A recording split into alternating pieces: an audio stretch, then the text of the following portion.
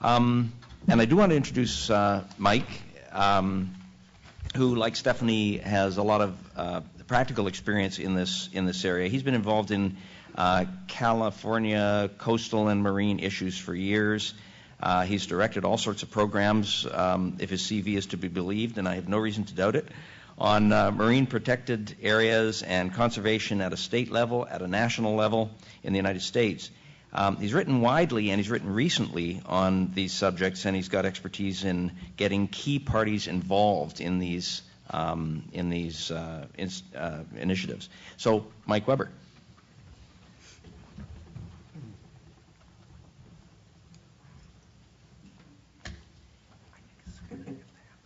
Thank you, Gordon, and I wanted to thank the organizers of the forum for inviting me to this beautiful part of the North American continent. I dearly love my home state of California, but I can recognize other world-class places, and certainly PNCIMA ranks right up there. I wish I had the opportunity to stay and explore.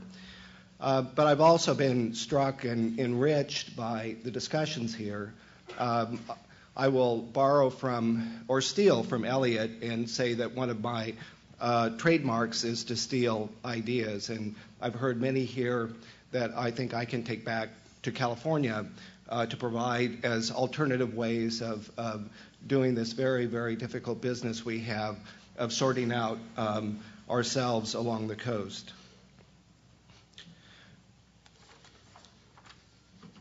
So today I'm going to talk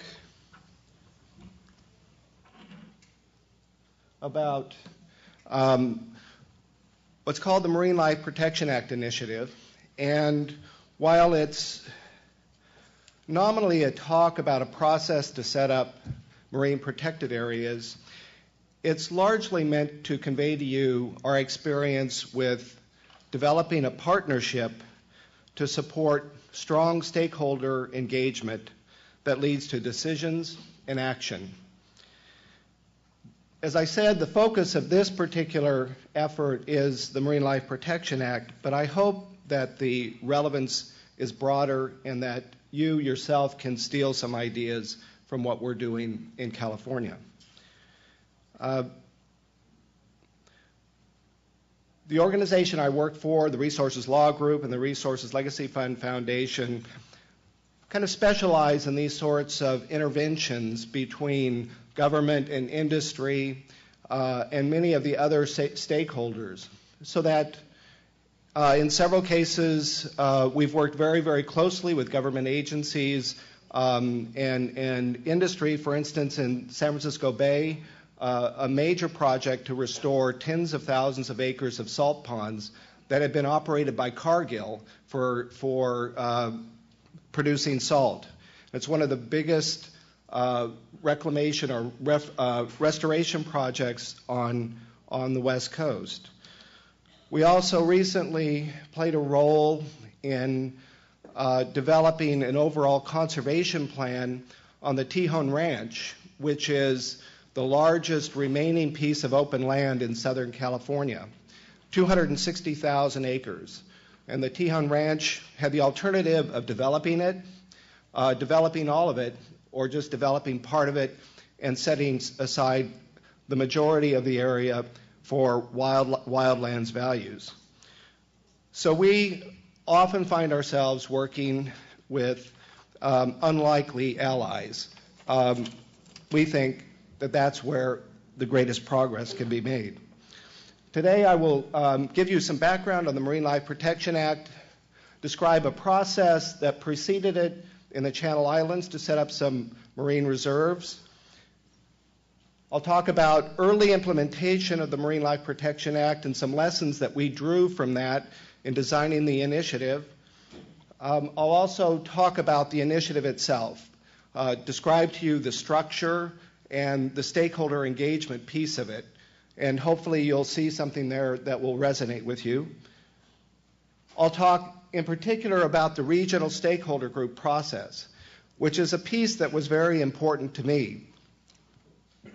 I started my career as a grassroots activist, And so I had direct experience with being ignored, patronized, any number of really discouraging experiences. And so I understand what it's like to invest your best thoughts and not be heard. But I've also worked for state and federal agencies, and I understand that when you are sitting inside an agency, the world is much more complex than any advocate can ever appreciate. So I think the stakeholder process was really designed to enable stakeholders to have a major say in important decisions, but also to inform the decision-making process, not to work in opposition to that. And then finally, I'll talk about some lessons learned. But I want to start with the general schematic of marine protected areas in California. There was a law passed in 1999 that called for a statewide network of marine protected areas, and they are of three types. One is a marine conservation area where commercial and recreational fishing may be allowed, but restricted. A second type is a marine park where only recreational fishing is allowed, and the final type is the state marine reserve where no take is allowed. The Act also identified design requirements for the network, including representation of certain kinds of habitats, setting of objectives, and so on and so forth. And finally, it called for a master plan that would ensure that the network was established in a consistent fashion. As I mentioned earlier, while the Marine Life Protection Act was getting underway, there was a separate process that was getting underway in the Channel Islands, and that was started by a recommendation from recreational fishermen to establish marine reserves in the Channel Islands near Santa Barbara. That process took about 2 years and led to the establishment of a network of 13 marine reserves. The process was very contentious, and we look back on that trying to figure out how we could structure a better stakeholder process in implementing the Marine Life Protection Act. Turning to the Marine Life Protection Act itself, the law was passed in 1999.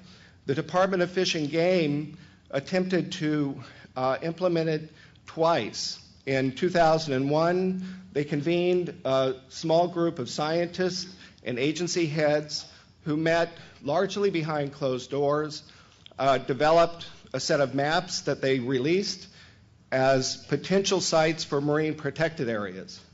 Well, I think you could imagine the response of the fishing community in particular to those maps. It was probably a textbook case in how not to carry on a stakeholder process. So they received that message very loud and clear, went back and designed a new effort in 2003. And they went entirely to the other side. They had 7 regional stakeholder groups up and down the coast. And the coastline of California is 1,100 miles. There is great diversity. Anyone in Eureka in the north would hardly, might not admit that they belong to the same state as Redondo Beach, where I live, down in the south. So there's great diversity, but the Department of Fish and Game really took on too much. They just couldn't do it. Not only did they not have the capacity, they didn't have the kind of culture and skills that you need in these sorts of processes.